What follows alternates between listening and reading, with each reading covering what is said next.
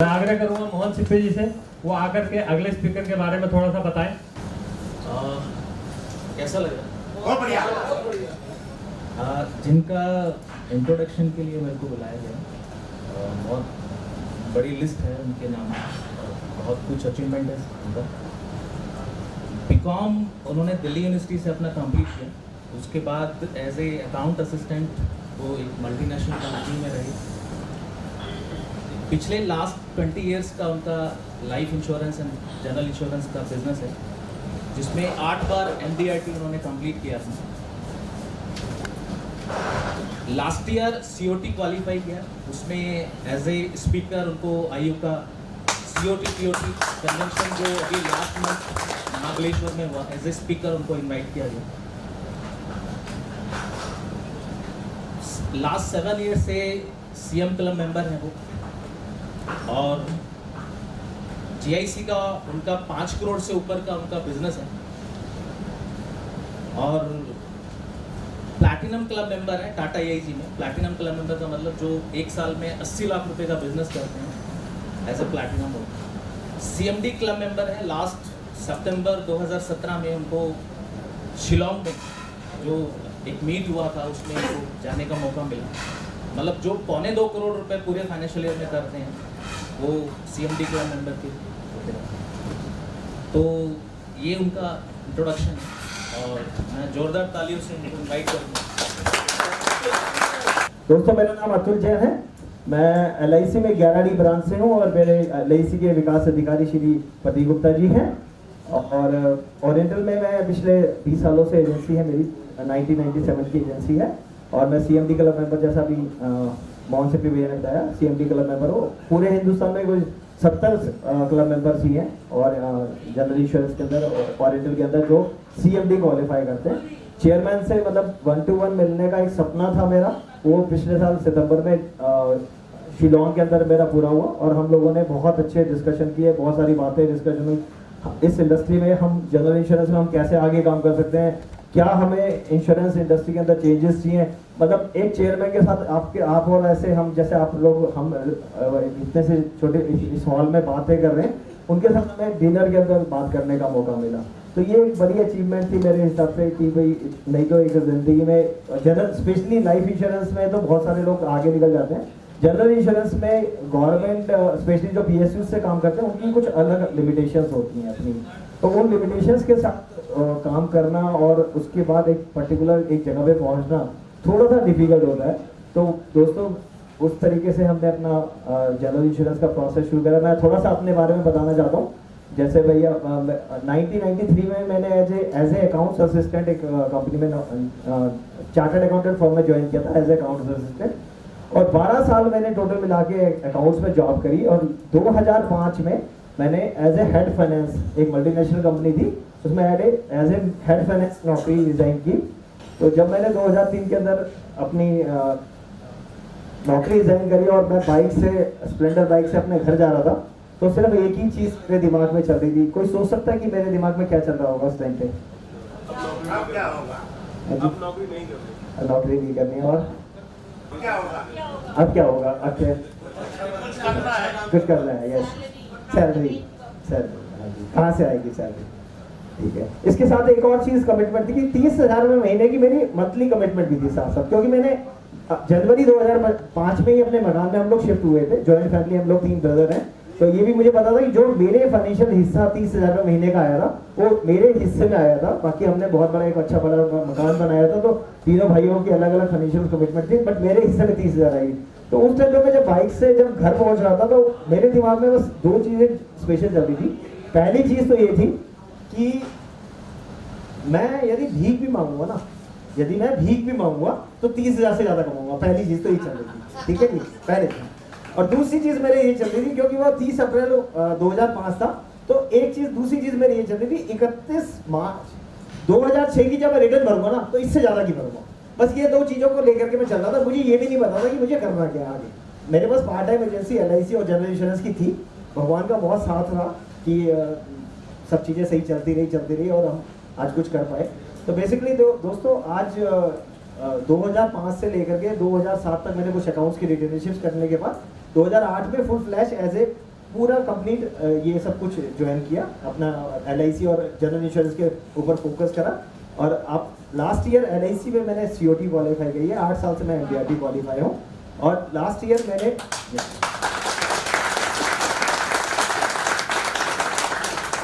2010 में जब मैं IOE से इंस्टीट्यूट ऑफ एक्सलेंस से जुड़ा था, मैं कमिटमेंट मेंबर बना था वहाँ से 2010 से। उससे लेके पिछले 8 सालों में हर साल MDRT बाय डिफॉल्ट एक करके होती रही। लास्ट ईयर का COT था। इसके साथ साथ मैंने मतलब जो इंश्योरेंस में आने के बाद या इंस्टीट्यूट ऑफ एक्सलेंस में आने के बाद जो मुझे सबसे ज़्यादा जो अच्छा लगा, अचीव करा, वहाँ पे मुझे एक मतलब एक कॉर्पोरेट कल्चर समझ आया कि मुझे कॉर्पोरेट बनना है, मुझे कॉर्पोरेट एजेंट बनना है, मुझे एक जनरल मतलब एक खाली एजेंट नहीं बनना, मुझे एक कॉर्पोरेट एजेंट बनना है। और उस चीज़ को मैंने लेने के बाद एक अपना 2010 में मैंने जैसे ज्वाइन किया था, 2011 में मैंने एक 600 स्क्वायर फीट का एक ऑफिस परचेज किया। और उसमें मैंने 8 लोगों की सीटिंग अरेंजमेंट का 600 स्क्वायर फीट का ऑफिस खरीदने के बाद 8 लोगों का सीटिंग अरेंजमेंट। जब मैंने वो ऑफिस बना रहा था तो मेरे पास सिर्फ 2 एम्प्लॉइज थे और 8 लोगों को मैं अपना एक ऑफिस बनाया था मैंने। तो मेरे जो देखने वाले थे दोस्त थे मेरे, हमारे सब लोग ये सोचते यार इतने बड़े ऑफिस की जरूरत क्या थी, तो 2 जनों की टीम नहीं है और 8 जनों का इसमें अरेंजमेंट। तो मैंने सिर्फ एक ही बात बोलता था, भगवान ने चाहा तो ये 3 साल के बाद ये ऑफिस छोटा होगा। और सच में भगवान ने चाहा, 3 साल के बाद मुझे वो ऑफिस, पूरी मेरी 8 लोगों की टीम तैयार हो चुकी थी 3 साल के बाद, और मुझे वो ऑफिस एक्चुअल में छोटा पड़ा। और 3 साल के बाद इमीडिएटली मैंने उसी बिल्डिंग में, उसी कमर्शियल बिल्डिंग में नीचे की फ्लोर पे 600 स्क्वायर फीट का एक नया ऑफिस परचेज किया। और उसके बाद अब हमने उसको पिछले साल लास्ट ईयर 9 अप्रैल 2017 को मैंने उसका इनॉग्रेशन करके उसमें अब हमने टोटल मिला के 13 वर्क स्टेशन उसके ऊपर बनाए हैं। अभी मेरे 12 लोगों की टीम है और वो लाइफ और जनरल, और हम मैं सिर्फ इंश्योरेंस पे काम करता हूँ, सिर्फ इंश्योरेंस पे, लाइफ इंश्योरेंस में और जनरल का मेरा 5 करोड़ से ऊपर का पोर्टफोलियो है। उसमें मेरा जो मेजर पोर्शन है वो है हेल्थ इंश्योरेंस। हेल्थ इंश्योरेंस के ऊपर मेरा मेन फोकस है। 2.5 से 3 करोड़ का मेरे पास अपना मेडिक्लेम का पोर्टफोलियो है, और उसके बाद 1.5-2 करोड़ का मेरा मोटर पोर्टफोलियो है, और 50 लाख में मैं फायर, बर्गलरी, मेरीन, ये सब चीज़ें करता हूँ। मेरा जो भी बिजनेस इंश्योरेंस में है, मतलब मेडिक्लेम के अंदर है, मेरी जो एक्सपर्टीज़ है या जो मेरा बेस्ट है वो ये है कि हम क्लेम्स को लेके बहुत कंसर्न है। यदि किसी का फ़ोन आया है कि भाई उस जगह हॉस्पिटल में एडमिट है, जब तक वो बंदा हॉस्पिटल में एडमिशन के बाद अपने घर तक नहीं पहुंचाता ना, मेरी टीम उनको फॉलो करती है। कोई भी एक पहला फ़ोन कभी मोस्टली मेरे पास आता है, मैं इमीडिएटली उनको एक ही बात बोलता हूँ कि सर आपका ये फ़ोन मैं अपनी टीम को हैंड ओवर कर रहा हूँ, और इसके बाद मेरा ऑफिस आपको फॉलो अप करेगा। और उसके बाद आपको जब तक आप डिस्चार्ज नहीं हो, यदि आपको कहीं इनकन्वीनियंस लगे तो आप मुझे फ़ोन करिएगा, लेकिन आपको, मुझे लगता नहीं कि आपको जरूरत पड़ेगी। और ये हमारे ऑफिस की मेरे पास जो हेल्थ मैनेजर है, उसके पास असिस्टेंट हैं, या जो लोग काम करते हैं, उन लोगों की क्वालिटी है कि वो पॉइंट टू पॉइंट क्लाइंट्स को अपडेट करते रहते हैं। जैसे ही कोई आदमी हॉस्पिटल में पहुंचता है, मेरे पास फ़ोन आता है कि मैं जा रहा हूँ, इमीडिएटली मैं उसका क्लाइंट का नाम और नंबर ऑफिस में उसको हेल्थ मैनेजर को मेल कर देता हूँ कि भाई इस बंदे से बात करो, ये हॉस्पिटल में है। वहाँ से लेके उसका, हमारी टीम का कोऑर्डिनेशन शुरू हो जाता है, मेरी टीम का उस क्लाइंट के साथ। और जब वो 2 दिन, 3 दिन, 4 दिन, 5 दिन, जितने भी दिन वो हॉस्पिटल में रहता है, हमारे यहाँ से डेली गुड मॉर्निंग से लेके गुड आफ्टरनून से लेके गुड इवनिंग तक उनसे फॉलो करता है। कितनी मेडिकल TPA में कौन सी क्वेरी लगी है, वो इमीडिएटली फॉलो, वो टीम पूरी उस क्लेम को प्रॉपर तरीके से प्रोसेस करती है। मतलब हर क्वेरी को वो देखती है कि भाई कहाँ पे क्या प्रॉब्लम है, कभी क्या होता है, किसी का भी, कितने लोग ऐसे हैं जो जनरल इंश्योरेंस भी काम करते हैं, हाथ करिए, जनरल इंश्योरेंस, हेल्थ इंश्योरेंस करते हैं साथ में जनरल में, ठीक है। तो BB64 होता है, जैसे पेमेंट कंफर्मेशन नहीं होती वो नहीं आई, किसी के मतलब पिछले सालों की पॉलिसी नहीं मिली, किसी में कोई डॉक्टर ने कोई डॉक्टर्स की क्वेरी लगा दी, तो ये बेसिकली क्या होता है कि हमारी टीम उसको हैंडल करती है। मतलब हमारे यहाँ से सामने से जैसे ही TPA क्वेरी लगा के देता है, तो बजाय इसके कि हॉस्पिटल का जो TPA है वो ओवर ऑक्युपाइड है, जितने भी हॉस्पिटल का TPA है उन लोगों के पास उतना टाइम नहीं है कि वो मतलब क्वेरी लग के आती है, हॉस्पिटल TPA में आती है क्वेरी लग करके, लेकिन वो पेशेंट को नहीं बताते। उन्हें एक हॉस्पिटल के TPA को ये बात बहुत क्लियरली पता है, या तो पेशेंट पैसे देके जाएगा या कैश देके जाएगा, ठीक है। उन्हें इससे ज़्यादा टेंशन लेने की जरूरत ही नहीं पड़ती। या थोड़ा बहुत वो पैसा पहले लेके रखते हैं, चेक लेके रखते हैं, कुछ ना, वो हॉस्पिटल हमेशा सेफ है हर तरीके से। तो क्या होता है कि यदि बहुत सारी जगह पे मैंने देखा गया है या हमारे पास ऐसा एक्सपीरियंस करा गया है कि यदि फॉलोअप ना हो तो हॉस्पिटल में at the time of discharge ना पेशेंट को 7-7, 8-8, 10-10 घंटे रुकना पड़ता है, क्योंकि उसकी क्वेरीज ही सॉर्ट आउट नहीं हुई होती है। तो हमारे केस में हमने ये सिस्टम बना रखा है कि हम अपने सारे क्लाइंट्स को time to time immediately update करते रहते हैं, और उससे क्या होता है कि यदि उसकी कोई मेडिकल की क्वेरी है तो इसमें डॉक्टर ने इसमें डिटेल ट्रीटमेंट नहीं लिखा, फर्स्ट इन्वेस्टिगेशन कब हुई थी ये कब नहीं लिखा, तो हमारा टीम उसको देखने के बाद इमीडिएटली क्लाइंट को फोन करती है, सर आपके पास आपका जो कैशलेस प्रोसेस है वो आगे चला है, और लेकिन इसमें ये प्रॉब्लम आई है, इसके अंदर ये क्वेरी लगी हुई है, आप इसका जवाब दीजिए। तो जब वो उसका जवाब देते हैं तो उसके बाद फिर वो जैसे ही जवाब देते हैं उसको हम अपने सीसी में अपना मेल आईडी दे देते हैं कि सर उसको हॉस्पिटल के डीपीए को बोल दीजिएगा वो हमें भी सीसी में रख लें। तो वो हमें सीसी में रख लेते हैं, तो हमारी टीम को पता लगता है कि भाई यहाँ से रिप्लाई आ चुका है, तो वो टीपीए से कोऑर्डिनेट कर देते हैं और उसको कैशलेस वाला प्रोसेस पूरा कर देते हैं।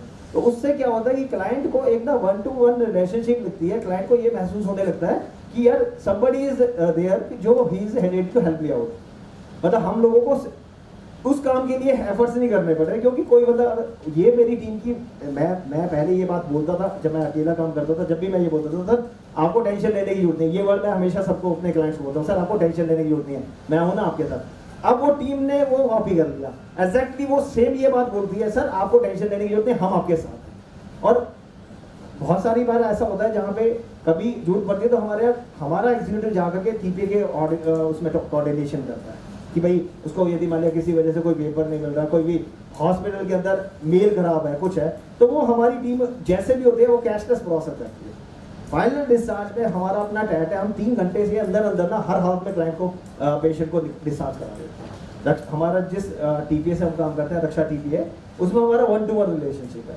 वहाँ पे हमारी इतनी सॉलिड रिलेशनशिप है कि यदि मेरी टीम बात कर रही है तो वो समझ के चलता हूँ कि पूरी रक्षा टीपीए में ये बात मालूम है कि जैन1 से फोन आ रहा है तो समझ लो अतुल जैन का फोन आ रहा है, ये मान लीजिए, चलिए मेरा क्लाइंट ही मेरा असिस्टेंट फोन कर रहा है या मेरा मैनेजर फोन कर रहा है, तो वहाँ पे रिलेशनशिप बहुत स्ट्रॉन्ग कर रही है। तो रिलेशनशिप में बेसिकली क्या है, जो जनरल इंश्योरेंस की जो रिलेशनशिप है वो इतनी स्ट्रॉन्ग कर रखी है कि उससे क्या होता है कि क्लाइंट को लगता है कि यार यहाँ पे ना, वो एक हॉस्पिटल में बंदा जब जाता है, जब वो डिस्चार्ज होता है तो 4 मेडिक्लेम 5 मेडिक्लेम अपने आप सामने से आती है, और उस 5 मेडिक्लेम को सेल कौन कर रहा होता है, आपका क्लाइंट। हमें सेल नहीं करनी उसकी, सेल वो सारी क्लाइंट समझा रहा होता है, क्लाइंट ही पॉलिसी समझा रहा होता है, क्लाइंट ही सब कुछ कर रहा होता है। हर आदमी की अपनी स्ट्रेंथ है। मैंने बोला था कि आप बन सकते हैं, आप दूसरा कोई नहीं बन सकते। पहले स्पीकर आए थे रोचक पुरी, जिनकी स्ट्रेंथ क्या थी, 1-to-1 मीटिंग करके सामने वाले को नीड समझाना, समझ रहे हैं, उसको कन्विंस करना, उसकी नीड दिखाना, ये रोचक पुरी की ताकत थी। दूसरे आदमी कौन आए रे, दया बाइकर, क्या ताकत थी, कोल्ड कन्वर्सिंग खुद नहीं करना, स्टाफ से करवाना और उससे सीओटी टीओटी करना, स्ट्रेंथ बता रहा। तीसरे आदमी की स्ट्रेंथ क्या है, तीसरा आदमी हेल्थ इंश्योरेंस बेच रहा है और हेल्थ इंश्योरेंस बेच के उसका क्लेम सेटलमेंट घर बैठ के इतना स्मूथ करवा रहा है, एक उसकी वजह से वो सीओटी कर रहा है, समझ रहे हैं बात को। तो इसको अगर हम टूल बना ले, इसी को टूल बना ले, क्योंकि जिसका क्लेम सेटलमेंट हो गया, बात समझो ध्यान से, वो आपका सेल्स एम्बेसडर अपने आप हो गया। अतुल जैन बहुत अच्छा आदमी है यार, कितनी बढ़िया उसने पॉलिसी के 1 रुपया नहीं लगने दिया मेरे, तो तेरे पास मेडिक्लेम है कि नहीं, बोला नहीं, बोला नंबर लिखे अतुल जैन का, समझ रहे हैं बात को।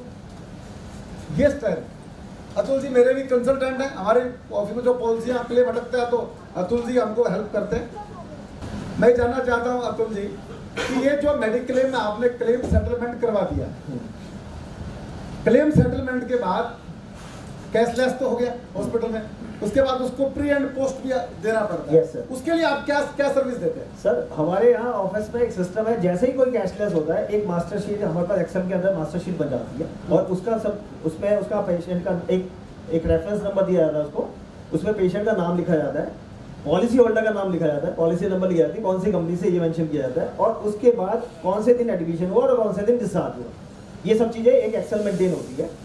और उस एक्सेल के ऊपर हम लोग 7 से 10 दिन के बाद पहली कॉलिंग हो जाती है कि सर वो आपके यहाँ पे मैडम बीमार थी, उनकी तबीयत ठीक है, हाँ जी बिल्कुल ठीक है। अब नहीं वो ठीक, तो अभी 15 तारीख को और बुला रखा है। अच्छा सर 15 तारीख को आप सर ये सारे बिल्स, पहला तो जिस दिन डिस्चार्ज होता है उस दिन फर्स्ट और उस दिन जाता है कि आपको अब से पहले और अब से आगे के सारे बिल्स, सब चीज़ें, रिपोर्ट्स, आपका जो भी क्या एक्सपेंस हो रहा है, डॉक्टर की कंसल्टेंसी, ये सब चीज़ें आपको ओरिजिनल रखनी है। हम आपको इसके पैसे दिलवाएंगे। पहला कॉल जिस दिन डिस्चार्ज होता है उससे नेक्स्ट डे पहुँचता है।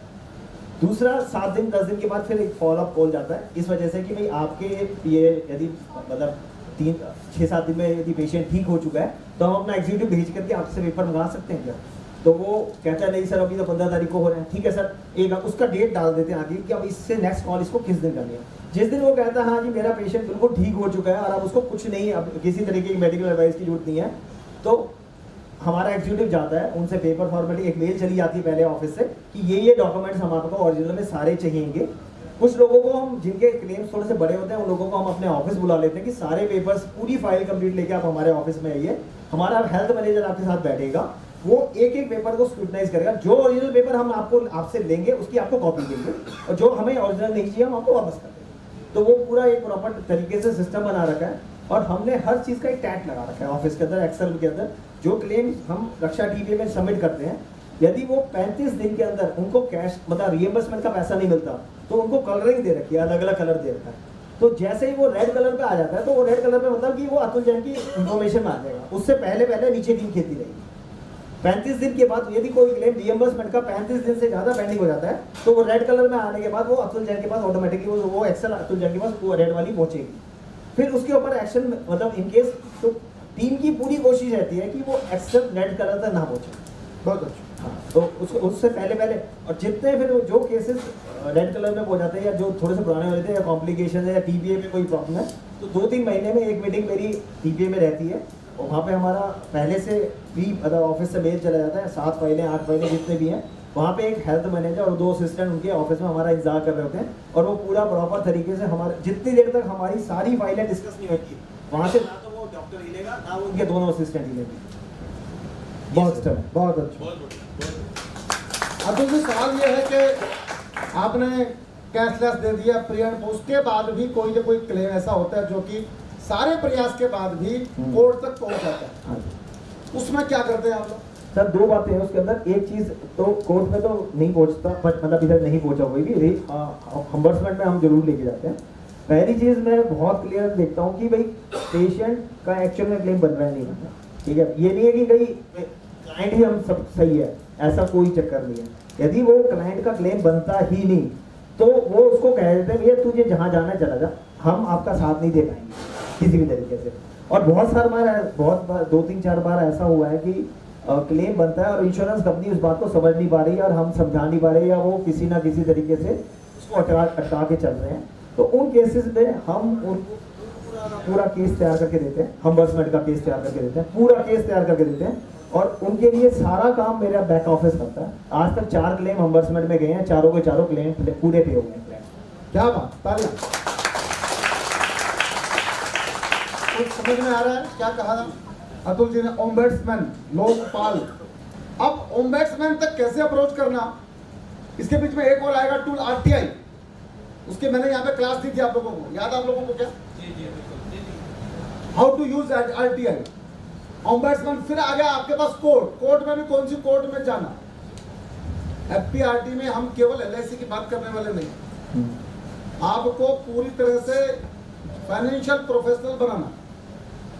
तो जब आपने एक आदमी रोल मॉडल के रूप में खड़ा है जो कि मेडिक्लेम क्लेम सेटलमेंट से एलआईसी बेच के सीओटी कर रहा है, तो ये भी रास्ता गलत तो नहीं है ना? कोई है हमारे में से जिनका 50 लाख से ज्यादा का पोर्टफोलियो मेडिक्लेम का? एक 50 से ज्यादा का पोर्टफोलियो है, इसका मतलब हम लोग मेडिक्लेम पर फोकस कर ही नहीं रहे। यस और नो? बताइए भाई। हेलो, आवाज नहीं आ रही? बेच नहीं रहे तो आवाज कहां से आएगी? आवाज तो भीतर से भाई, जब कुछ भीतर हो, भीतर ही कुछ नहीं है। तो सीधी बात यह है कि इस स्टडी सर्किल में हमने मेडिक्लेम पर सेशन किया था, इंद्रपाल बिंद्रा को बुलाया था। आप थे क्या उस क्लास के अंदर? कैसी क्लास थी भाई बोलो? बढ़िया क्लास थी। तो आप आज हमारे पास एक्सपर्टाइज के रूप में अपने भाषण दे रहे हैं क्लेम सेटलमेंट के ऊपर। अतुल जी, बहुत बड़ा टूल है बहुत बड़ा टूल है क्लेम सेटलमेंट, और क्लेम सेटलमेंट से आप इंश्योरेंस कैसे बिकता है, मैं अतुल जी से पूछना चाहूंगा। सर जी, आपने किसी व्यक्ति का 3 लाख रुपए का कैशलेस या प्री एंड पोस्ट सेटल करवा दिया, हाँ जी सर। घर में पैसा पहुंच गया, स्वस्थ हो गया, बंदा फिट है, हाँ जी। इसके बाद क्या होता है? उसके बाद बस उसकी फिर एक अभी तक जो सिर्फ पहले जनरल इंश्योरेंस का ही क्लाइंट है, उसके बाद LIC में नहीं आया हुआ, तो एक उसकी ना अपना एक चेंज हो जाता है, व्यू चेंज हो जाता है उसका, बेसिकली बात करने का। उसको समझ आया था कि यार ये बंदा ना, कई बार बहुत सारे लोग हमारे से LIC इसलिए नहीं कराते थे कि हम रिबेट वगैरह नहीं देते थे, लेकिन जब उन्होंने जनरल में हमारा बेनिफिट जब उनको समझ आया, तो मैं उनको सिर्फ एक ही बात करता हूँ, सर जनरल के अंदर ना आपको चांस मिलेगा, लेकिन लाइफ में तो चांस भी नहीं मिलेगा, तो फिर किसको दोगे? तो आपको एक अपनी रिलायबल, यदि आपको क्या मुझे हर बार सीता की तरह अग्नि परीक्षा देनी पड़ेगी कि ये दिखाने के लिए कि सर इसमें तो मैं खरा उतरा हूँ, अब उस काम में भी मैं खरा उतरूंगा, तो आपको एक बात माननी चाहिए कि यदि मैं एक काम कर रहा हूँ और पूरी शिद्दत से कर रहा हूँ, तो आप थोड़ा सा तो ट्रस्ट करिए। यदि मैंने आपके इस पोर्टफोलियो को संभाला है, तो आप मुझे वो वाला पोर्टफोलियो देंगे तो मैं वो भी संभालूंगा। और यकीन, मैं एक LIC के लिए, सर आपने मुझे LIC के लिए बोला नहीं था, फिर भी एक छोटी सी बात बोलना चाहता हूँ। मैं हमेशा अपने क्लाइंट से एक बात कहता हूँ, सर जो LIC में आपको पैसा मिल रहा है ना, जो आप LIC की पॉलिसी ले रहे हैं या LIC में जो भी पैसा दे रहे हैं, उसमें 98% बेनिफिट आपका है और 2% बेनिफिट मेरा है। यदि आपको अपने 98 की चिंता नहीं है, तो सर 2 के लिए मैं सेक्रीफाइस करने को तैयार हूँ। और सर ये 98 और 2 का मैं कैलकुलेशन भी समझा देता हूँ। किसी भी आदमी की कोई सी भी पॉलिसी देख लीजिए, 15-20 साल की, जितने रुपए की उसकी मैच्योरिटी आएगा, उसको 2% आपको पूरे साल में कमीशन आना है। ये सिंपल सा फॉर्मूला है। जितने उसकी मैच्योरिटी आएगी, उसका 2% आपको पूरे साल में कमीशन आना है। बस ये 98 और 2 का रूल लेके चलता हूँ मैं अपने साथ में। भाई यदि आपको अपने 98% की चिंता नहीं है, तो सर 2% की मैं चिंता क्यों करूँ? 2 काम है जीवन में, एक है गारंटी और एक है वारंटी। हेल्थ इंश्योरेंस बेचना वारंटी है, डेंटिंग पेंटिंग हो गई, टूट फूट हो गया, खांसी जुकाम हो गया, कैंसर हो गया, बचने के चांस है। तो वो क्या है, हम लाइफ के क्या कर रहे हैं, वारंटी दे रहे हैं हेल्थ इंश्योरेंस में, और LIC में क्या दे रहे हैं, रिप्लेसमेंट की गारंटी। समझ रहे बात? तो हम क्या करते हो, कुछ क्या बिजनेस करते हो, हम सब जिंदगी की गारंटी और वारंटी लेते हैं। तो गारंटी तो आप बेच रहे हो LIC में, और वारंटी भी तो बेचो, हेल्थ इंश्योरेंस बेचो। इसका रीजन समझिए, ये जो प्रॉब्लम है रिबेट की, ये आप अच्छी सर्विस देके, क्योंकि LIC में तो हमेशा मांगे रहा है, लाओ दो जी, प्रीमियम दो जी, क्लेम आता है कहाँ? पर ये जो आपका जनरल इंश्योरेंस है, हेल्थ इंश्योरेंस, इसमें हमेशा क्लेम आता है, और अपनी सर्विसेज दिखा के आप उस परिवार में स्थायी रूप से अपना स्थान बना सकते हो। हिंदुस्तान में कोई बीमार हो जाए, जाकर हॉस्पिटल में लाओ, आपका दीवाना हो जाएगा। और किसको जेल हो गई, कोई भीतर हो गया, तो उसके जाके मिलाओ, जिंदगी भर आपके गुण गाएगा। मैं तो यही काम करता हूँ। तो अतुल भैया, अब विषय ये है कि हम लोग जो मेडिक्लेम पॉलिसी किस तरह से पिच करें लोगों को, आप कैसे मेडिक्लेम पॉलिसी बेचते हो? आपका इंश्योरेंस पोर्टफोलियो भी बहुत जबरदस्त है। हमारे मित्रों को ये बताने की का प्रयास है कि ये LIC के साथ में मेडिक्लेम की बात कैसे करें और किस तरह से बेचें। आप जानना चाहते हो क्या कि भाई कैसे मेडिक्लेम बेच रहे हैं? मेडिक्लेम पॉलिसी तो वैसे भी अभी ना फुल बिजनेस है। फुल बिजनेस बोलते हैं कि भाई सामने से आता है। मेडिक्लेम के लिए ना अभी आज के दिन यदि हम बात करते हैं, तो मेडिक्लेम के लिए आपको बहुत ज़्यादा एफर्ट्स नहीं करने पड़ते। यदि आप किसी से बात करते हो, तो वो सबसे पहले लोग नॉर्मली क्या करते हैं कि मतलब लोगों की जो एक्सरसाइज है, या हम एजेंट्स में जो है, हम ना बहुत सारी एजेंसीज इकट्ठी कर लेते हैं, और उसके बाद वो ना एक आपका ना जो क्लाइंट बहुत समझदार हो गया, वो एक बात पूछता है आपसे कि यार वो मुझे ना 4-5-6 कंपैरिजन करके बताओ। बोलता है सर किसी को? बोलता है। तो उसमें क्या होता है, जैसे वो लोग बोलते हैं कि 4-5-6 कंपनियों का कंपैरिजन।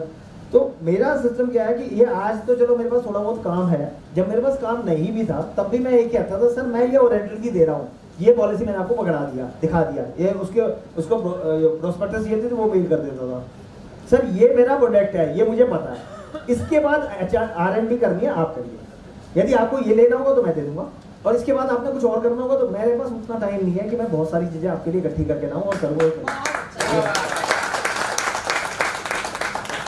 हाँ, तो मुझे सिर्फ अपना प्रोडक्ट, आप अपना कोई से 1-2 कंपनी जो सी आपको अच्छी लगती है आप समझो, उस प्रोडक्ट को समझो, ठीक है। मैं ओरिएंटल को इसलिए बिंदास तरीके से कर सकता हूँ या कर रहा हूँ क्योंकि ओरिएंटल उससे मेरे ब्लड के अंदर चल रही है। इतना मैंने 20 सालों के अंदर उसको समझा है। उसके अंदर सबसे बड़ी चीज क्या है कि एक चीज जो पूरी इंडस्ट्री के अंदर, इंश्योरेंस इंडस्ट्री के अंदर कहीं नहीं लिखी हुई, जो ओरिएंटल की मेडिक्लेम पॉलिसी की प्रोस्पेक्टस में अवेलेबल है, कि 4 साल के बाद pre existing disease declared oblique undeclared, treated oblique untreated is covered. ये पूरी इंडस्ट्री में, इंश्योरेंस इंडस्ट्री में कहीं नहीं है। आप किसी भी कंपनी की पॉलिसी लेते हैं, आपने यदि प्रपोजल फॉर्म में कुछ चीज नहीं डिक्लेयर करी, 10 साल के बाद भी आपका वो चीज पता लग गया, claim reject, policy cancel, immediately cancel without asking anything. बिल्कुल ठीक बात। तो ओरिएंटल की पॉलिसी में आज किसी को कोई तकलीफ है नहीं है, सबसे पहले उनको बोलते हैं कि सर 4 साल के बाद आपको सब कुछ कवर हो जाएगा। कॉन्जेनिटल डिजीज होती जो सिंस बर्थ होती है, उनको छोड़ के आपको सब कुछ मिलेगा। एक बात समझ लीजिए, ओरिएंटल की 2 खूबियां हैं। मैंने तो गलती की, अगर ओरिएंटल वालों को यहाँ बिठाया होता तो स्पॉन्सरशिप मिल जाती पूरे कार्यक्रम से। अब तो 60 ईयर 60 साल तक बिना मेडिकल टेस्ट के हिंदुस्तान में एक ही कंपनी पॉलिसी देती है, जिसका नाम है ओरिएंटल इंश्योरेंस। समझिए बात। अब यहाँ पर करना क्या, 2 बातें हैं। अतुल भाई एक्सपर्टाइज है इनके पास क्लेम सेटलमेंट का। आपका किसी कंपनी का कोई क्लेम अटकता है, मेरे ऑफिस में स्टैंडिंग इंस्ट्रक्शन है, कहाँ ही अटको अतुल भाई के ऑफिस में फोन करो। ये टीम वर्क है। दुनिया में ऐसा कोई प्रोफेशन नहीं है इंश्योरेंस के अलावा जो दूसरों को ऐसे सपोर्ट करते हो। दया भाई कर आगे अपना दिल खोल के बता दे कि मैं ऐसे बिजनेस करता हूँ। तो आप इसको समझिए बात को, जो बात अतुल भाई ने कही है, मेडिक्लेम पॉलिसी का कभी भी क्लेम में कहीं कंसल्टेंसी चाहिए, बिंदास तरीके से अतुल भाई को फोन करके बताइए। ये किसी वकील से कम नहीं है। 90% प्रॉब्लम तो फोन पे निपटा देते हैं आदमी की, कि भाई राजेश कोई फायदा नहीं है, क्लेम कहीं मिलना नहीं है, दिमाग मत लगाओ, क्लाइंट को समझाओ। वो कागज कोगज कहीं देने की जरूरत नहीं है, क्योंकि लगभग इनको सारे सेक्शंस याद है। एक लाइव इंसाइक्लोपीडिया आपके सामने खड़ा है, आपको मैं इसके इंटरेक्ट करवा रहा हूँ। कभी कोई प्रॉब्लम है मेडिकल में सीधे बात करो। सवाल सुरेश जी का था, उसका जवाब जरूर। अरोड़ा सर का क्वेश्चन था कि प्राइवेट इंश्योरेंस कंपनियों में भी बहुत बढ़िया सारी, मैं मैक्स से डील कर रहा हूँ इस टाइम पे, मैक्स इफको टोक्यो से भी काम कर रहा हूँ, लेकिन मैक्स से मैं जो पॉलिसीज सेल कर रहा हूँ वो सिर्फ यंग ब्लड को कर रहा हूँ। और जहाँ पे न्यूली मैरिड कपल हैं जिनमें हस्बैंड वाइफ है, उनको वो पॉलिसी देते हैं। वहाँ 23, 24, 25 हज़ार रुपए के अंदर एक हस्बैंड वाइफ को 5 + 15 लाख की पॉलिसी मैक्स की गोल्ड प्लान मिलती है, जिसके अंदर 2 साल के बाद मैटरनिटी कवर मिल जाती है। तो वो ऐसा मैं यंग जनरेशन में प्लान में देता हूँ। नॉर्मली क्या होता है, जब आप 30, 40, 45, 50 साल पे बात कर रहे होते हैं ना, तो आज हिंदुस्तान में ये हालत हो चुकी है, किसी के साथ कोई ना कोई कहानी तो चलती है साथ में, कि इस चीज़ को हल्की सी शुगर है, हल्का सा बीपी है। तो वहाँ पे मैं थोड़ा सा अवॉइड करता हूँ। मैं कहूँ नहीं यार, यहाँ पे हम ओरिएंटल से देंगे। और ये नहीं कि ओरिएंटल को चीट करने की बात करते हैं, क्लाइंट को समझा करके उसका जो बीपी है उसका लिखवा देते हैं कि सर ये 4 साल के एक्सक्लूजन में जाएगा चीज़, क्योंकि 4 साल के एक्सक्लूजन में जाएगा, वो भी शांत है, हम भी शांत है, हमने कोई इंश्योरेंस कंपनी से कोई गलत नहीं करा, ठीक है। और ऐसा नहीं है कि जरा सा बीपी है या जरा सा शुगर है कोई आदमी क्लेम ले रहा है। मेरे पास ऐसे भी क्लाइंट है जो 15 सालों से बीपी और शुगर लेके चले हैं और नो क्लेम में चल रहे हैं, ठीक है। तो ऐसा कुछ नहीं है, बट ये है कि हमें ये पता है कि किसी को हमने पॉलिसी दी है तो उसको 4 साल के बाद तो क्लेम गारंटेड मिलेगा।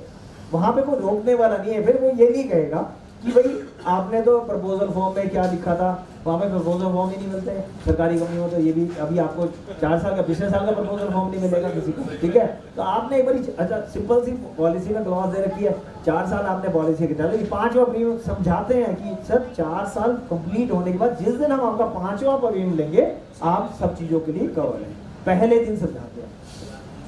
बहुत अच्छा दोस्तों, देखिए समय बदल रहा है, परिस्थिति बदल रही है, इंश्योरेंस इंडस्ट्री का सिनेरियो पूरा बदल चुका है। हमने एपीआरटी का उद्देश्य रखा सर्वभूते हिते रथा, जो ग्राहक है आखिरी में जो खड़ा है उसका भला कैसे हो सकता है, ये चिंता करनी है। तो जो बेहतर हो सकता है वो काम करना है। अतुल भैया ने जो आपको सिस्टम बताया है मेडिक्लेम का, मेरे पास ज्यादा इनके तरह करीब 1 करोड़ का करीब मेरे पास भी प्रीमियम है। एक ही फार्मूला, ग्राहक को अच्छी सर्विस दो, हॉस्पिटल में जब क्लेम आ जाए तो कैशलेस दिलवा दो, बहुत अच्छा होगा जाके उसको जब पाया एक बारी हाल चाल पूछो, इतना ही बहुत है। 2-4 उसको चुटकुले सुनाओ, हंसाया हो उसको, है। और जिनसे रिश्तेदार खड़े होते हैं जाके उनको मिला, अपना कार्ड दिया साहब। जब हम हेल्थ इंश्योरेंस के साथ काम करने जा रहे हैं, हाँ, तो कंपनी कैसे आइडेंटिफाई करेगा? देखो ऐसा होता है, पहली बात एक बात ध्यान रखना कि शुरू में आपको खपना पड़ेगा, फिर बाद में इंश्योरेंस कंपनी आपको खपेगी। ठीक है। आपको ना ये आप सोचो कि डे 1 पे जाके आप अपना पूरी चौधराहट कर लो, ऐसा नहीं हो सकता, ठीक है। पहले आपको बहुत मेहनत करनी पड़ेगी साथ में। जौन सी मर्जी इंश्योरेंस कंपनी ले लो, जिस भी इंश्योरेंस कंपनी से काम कर लो, सारी इंश्योरेंस कंपनियां अच्छी हैं। पीएसयूज में मैं पीएसयू में थोड़ा सा ना सरकारी कंपनी को थोड़ा प्रमोट करता हूँ कि कहीं ना कहीं उनका ना अपना एक पर्सनल मोटिव नहीं है। ये नहीं कह रहा कि भाई उनका मतलब प्राइवेट कंपनियां कुछ गलत करती हैं वो है, लेकिन सरकारी कंपनियों में ना और उनकी गाइडलाइंस है कि भाई ये 2 साल के बाद कवर है, ये 4 साल के बाद कवर है, और मोटा मोटी वो चीज़ें मेंटेन भी करती हैं। और प्रपोजल फॉर्म वगैरह को भी बहुत ज़्यादा मतलब ध्यान नहीं, 4 साल के बाद आपको, अच्छा यदि मान लो कोई केस ऐसा 4 साल के बाद रिम्बर्समेंट में जाता है तो सरकारी कंपनी में क्लेम मिल जाता है। प्राइवेट वालों की ना उनकी पूरी लीगल सेल है, उनके पास पूरा सेल है, वो वहाँ पे वो सारी मेहनत करके रखते हैं उसके ऊपर भी कि भाई कितना है। तो आप जिस भी कंपनी के साथ काम करो, थोड़ा सा मेहनत खुद करना पड़ेगा शुरू में जहाँ तक कि आपको क्लेम्स को आपने ना देखो बेसिकली अभी आप इसमें एक ऐसी चीज़ जिसकी सामने वाले को या तो जरूरत तो उसकी सामने वाले की है, लेकिन उसको महसूस नहीं हो रही। जैसे रोचकपुरी जी ने बताया, कंटेंट की बात करी थी ना कि कंटेंट 1 और 2 में सारा पैसा खत्म हो जाता है तो 3 तक तो पहुंचता ही नहीं, जहाँ पे सबसे ज़्यादा जरूरत है वहाँ तो पहुंचता ही नहीं। तो अभी हमारा जो बिजनेस है, जो जैसा कुछ भी है, हम लोग ना जो कर रहे हैं तो अपनी जो भी जिस कंपनी से भी काम करोगे ना, उस कंपनी में पहले आपको बिजनेस देना पड़ेगा, पहले उनको समझ आना चाहिए। आज हम CMD क्लब मेंबर है, यदि हम आज हमारे SDM को ये मालूम है, ओरिएंटल के SDM को ये मालूम है, यदि हमने यहाँ पे इसका सोल्यूशन नहीं दिया ना तो इसकी अप्रोच चेयरमैन तक है। वो क्यों पता लगा उसे कि जब हमने उतना बिजनेस वॉल्यूम बुक करा। यदि हमने उतना बिजनेस वॉल्यूम बुक नहीं कर रखा था, अब हमारे बहुत सारे काम मैं अपने ओरिएंटल के ऑफिस में साल में 1 से 2 बार से ज़्यादा नहीं जाता। LIC में मैं एक साल में एक बार से 2 बार के बाद ज़्यादा नहीं जाता, तो इसलिए नहीं, और कोई काम मेरा रुकता नहीं है। तो क्यों नहीं रुकते? सिर्फ इस वजह से नहीं रुकते कि क्योंकि हमने अपना, उन्हें मालूम है ये बिजनेस का हर साल हम अपना टारगेट लेके चलते हैं, हमें 20% 30% की ग्रोथ बुक करनी है। तो हम जब बिजनेस के ऊपर फोकस करते हैं, हम अपने सर्विसेज के ऊपर करते हैं। मैं सब लोगों कितने लोगों के अपने ऑफिस हैं? हाथ कर लगाइए अपने ऑफिस में। टीम कितने लोगों के पास है? कितने बंदे, कितने 4-5 लोगों से ज़्यादा किसके पास है? एक है और एक ही है। मेरा हमेशा ये मानना है कि आप ना एम्प्लॉइज हायर करो, ठीक है। और ये नॉर्मली हम लोग इंश्योरेंस में होने के बाद ये सोचते हैं कि पहले काम आएगा फिर एम्प्लॉई आएगा, ऐसा कभी नहीं। वायकर सर ने बिल्कुल सही बात बताई है कि पहले आप अपनी टीम डेवलप करते रहो, पहले बंदे ले आओ। अच्छा, सैलरी आपको किसी की नहीं देनी, ये मान के चलना किसी की भी सैलरी आपको देनी नहीं। एम्प्लॉई अपने आप सैलरी निकालता है। जिस आदमी ने आपको जिसको आपने हायर किया ना, वो सैलरी अपने आप निकालेगा, आपको टेंशन लेने की जरूरत ही नहीं है। आप जितने फ्री हो गए, वायकर सर ने एक बात बहुत बढ़िया, आप जितने फ्री हो गए ना, आप उतना काम बढ़ा सकते हो, काम कर सकते हो। यदि आप डेली एक्टिविटी के अंदर फंसे रहोगे, रोज सुबह शाम, मेरे पास ऑफिस में मैंने जब ये अपने LIC की अपनी COT करी 24 अक्टूबर को, मेरे हालत ये थी कि मेरे पास 1.25 MDRT कम थी, और मैं मतलब 1.25 MDRT मुझे 24 अक्टूबर से लेके दिसंबर तक में करनी थी। तो मैंने अपने ऑफिस में एक रूल निकाला कि मेरे केबिन के अंदर बिना मेरी परमिशन के कोई नहीं आएगा, और जब तक मैं नहीं बोलूंगा, मैंने अपने EA को इंस्ट्रक्शन दे रखी थी, जब तक मैं फोन करके नहीं बोलूंगा कि भाई कॉल मुझे कर सकते हैं, तो नोबडी शुड कॉल मी। क्योंकि वो सारे दिन मैं जब ऑफिस पहुंचता हूँ, वो सारे एक करके एक मैनेजर अपनी सारी प्रॉब्लम मेरे पास लेके आ जाते हैं। अब मैं सोच के आ रहा हूँ कि मुझे ये काम करना है, वो पता लगता है वो मुझे और दूसरे कामों में लगा देते हैं। मैंने सबको, मैनेजर्स को, टीम को इकट्ठा करा, 4-5 मैनेजर्स हैं मेरे पास, अलग अलग पोर्टफोलियो के, उनको इकट्ठा बिठा करके ये बोला कि भैया तुम लोगों को ये चीजें प्रॉब्लम सोल्यूशन के लिए रखा है। यदि आप लोग इसमें से जो सोल्यूशन नहीं निकाल पा रहे ना, वो 2-4 दिन घर पे रेस्ट करो, क्योंकि मुझे 2-4 दिन कुछ काम करना है, क्योंकि आपके पास सोल्यूशन है नहीं और मैं आपको सोल्यूशन दे नहीं सकता 2-4 दिन। तो आप आराम से रेस्ट करो, और नहीं, और उसके बाद नहीं, यदि सोल्यूशन ही मुझे निकाल के देना है तो फिर आप लोगों का झूठ क्या है, ये तो पता होना चाहिए कम से कम। तो जब उनको ये समझ आ गया कि सर से बात करना मुश्किल है, तब उन्होंने वो सारे फिर वो काम, आप उस दिन से लेकर आज तक वो रूटीन बन गया, क्योंकि आपको चीजें छोड़नी पड़ेगी, आगे देनी पड़ेगी। यदि आप अपना फोकस एरिया अपने आप को फ्री नहीं करेंगे, हम लोग अपने आप को फ्री नहीं करेंगे, काम अपने आप नहीं आएगा। जब हम बैठेंगे, हम लोग खाली होंगे, तो हमारा दिमाग चलेगा कि कैसे हमें टीम बड़ी करनी है, कैसे हमें और स्टाफ को लेके आना है, कैसे हम नए, जब तक हम जिस तरीके से हम काम कर रहे हैं उस तरीके के रिजल्ट आ रहे हैं। हमने अपने तरीके को चेंज नहीं किया, रिजल्ट चेंज कैसे होएगा? सिंपल फॉर्मूला है ना सर। जब तक हमारा रिजल्ट के अंदर चेंज नहीं करेंगे तो कुछ नहीं हो सकता ना सर। रिजल्ट भी वैसे ही आएगा, जब काम करने का तरीका चेंज करेंगे तो रिजल्ट भी चेंज हो जाएगा अपने आप ही। जैसे मॉर्निंग में हमारे एक सर आए थे, उनका नाम है मिस्टर पुरी साहब आए थे, तो इन्होंने कहा था कि हाउ ही सेल एलिस पॉलिसी कैसे बेचते हैं, वो हमें सिखाया था भैया ने। तो आप बताइए, आप एलआईसी पॉलिसी कैसे बेसिस पर बताइए थोड़ा सा अपने बारे में। मेरा एलआईसी पॉलिसी रिलेशनशिप बेस पे ही है सिर्फ। मेरे पास अभी मैंने जब क्या बोलते हैं, कैसे सर मेरे पास नंबर ऑफ क्लाइंट बहुत कम है। मैंने अभी 20 साल मेरी एजेंसी को पूरे हुए हैं, शायद मैं 900 साढ़े 900 पॉलिसी सर्व कर रहा हूँ 20 साल की एजेंसी के अंदर। मैंने पिछली बार जो सीओडी करी है मेरी 90-95 पॉलिसीज में मेरी सीओडी कंप्लीट हुई है। मेरा टिकट साइज ठीक है, मैं ऐसे ही हेल्थ इंश्योरेंस पे काम करता हूँ, मेरे हेल्थ इंश्योरेंस का भी टिकट साइज थोड़ा सा ठीक है। मेरे पास 80% policies, more than 80% policies gold plan है जो 6 लाख या 6 लाख से ऊपर चलती है।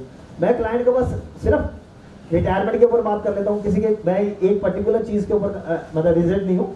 मुझे लगता है मुझे जैसे जॉइंट लाइफ पॉलिसी समझ आई तो मैंने जीवन लक्ष्य हस्बैंड वाइफ को, बहुत सारे हस्बैंड वाइफ हैं जिनको मैंने जीवन लक्ष्य दे दी, ठीक है, कि भाई उनमें से ये होता है कि भाई किसी के साथ कोई एक भी पार्टनर मिसहैपनिंग हो जाती है तो दूसरे पार्टनर का पैसा बंद हो जाएगा, दोनों का प्रीमियम बंद हो जाएगा, और जो बैलेंस आप पार्टनर मिलेगा उसको जितना पैसा आप प्रीमियम दे रहे थे उतना प्रीमियम मिलना शुरू हो जाएगा, जो कि बेसिकली पॉलिसी का फीचर है। मैंने कुछ नहीं, मैंने उसको एक कंसेप्ट बना के बात करी कि भाई sir joint life policy normally क्या होता है जहाँ पे वाइफ की रिटर्न तो जा रही है लेकिन एक्चुअल में वो वर्किंग नहीं है, ठीक है। ऐसे केसेस बहुत ज्यादा होते हैं जहाँ पे हस्बैंड वर्किंग है, हस्बैंड ही बिजनेसमैन है और उससे वो वाइफ की भी किसी ना किसी तरीके से रिटर्न भरता है, तो वो ये कहता है यार देखो आप मेरा इंश्योरेंस दे रहे हो ठीक है, मुझे समझ आता है, कल को मेरे साथ कुछ हो गया तो मेरी वाइफ प्रीमियम कैसे देगी। तो हमने जॉइंट लाइफ पॉलिसी बना के बता दी उनको, भाई जीवन लक्ष्य बना के दिया, तो उस तरीके से उनको समझ आ गया। आजकल अब ये जो बर्थडे प्लान बना करके जो जीवन उत्कर्ष है ना, उमंग जीवन उमंग है, वो बर्थडे प्लान करके कर रहे हैं कि 12.5 लाख, जिसका बच्चा 15 साल से 25, 30, 35 साल तक है,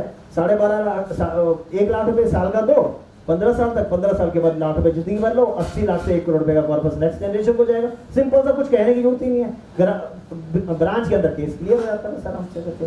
तो क्लाइंट एग्जिस्टिंग क्लाइंट्स हैं जिन लोगों के साथ आपकी रिलेशनशिप स्ट्रॉन्ग होती है, उसका सारा डाटा हमारे पास है, उसका एलआईसी का डाटा हमारे पास है। उसका जनरली क्या होता है कि आपका हो सकता है एलआईसी में तो आप सिर्फ एक आदमी की एलआईसी करती हो, लेकिन मेडिक्लेम में तो 4 जने होते हैं। हम देखते हैं कि किसका बच्चा कितना बड़ा है, हम जिसका 15 साल से ऊपर का बच्चा होता है उसको भेजना शुरू कर दिया, मेल करना शुरू कर दिया। मेरी एक एग्जीक्यूटिव असिस्टेंट है, वो मीटिंग अरेंज करती है मेरी कि सर ने मिलना है आपसे एक मीटिंग करने के लिए, तो मिलते हैं तो हो जाता है काम। बस अपने आप को फ्री रखते हैं, इस वजह से थोड़ा बहुत करवाते हैं।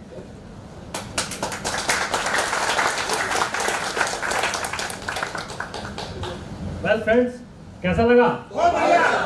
थैंक यू अतुल जी, बहुत बढ़िया आपने चीजें बताई जो हमारी जिंदगी को आगे बढ़ाएंगी। अभी मैं आपसे मेरी अपनी स्पीच खत्म होने से पहले एक छोटी सी रिक्वेस्ट आपसे लोगों से करना चाहता हूँ। इस 1 घंटे सवा घंटे में जो भी हमने डिस्कशन किया, जो भी हमने बातें करी, मेरी आप लोगों से हाथ जोड़ के विनती है, जो इसमें से आपको अच्छी लगे अपने घर ले जाना, जो बुरी लगे यहीं छोड़ जाना, क्योंकि अच्छी चीज को ले जाने का ही फायदा है, बुरी चीजें सबके पास पहुंचेरी हैं तो उसको और एक्स्ट्रा मत करना। जो चीज आपको अच्छी लगे कि भाई इस पूरे एपिसोड में 1 घंटे में सबने ये अतुल ने ये दिया है, वो आप अपने पास लेके जाइएगा। और आपके मेरे इस 1 घंटे के टाइम से यदि आपकी लाइफ में कुछ भी कंट्रीब्यूशन हुआ, कुछ भी अच्छा हुआ, तो मैं समझूंगा कि मेरा आज आना सच है। Thank you so much.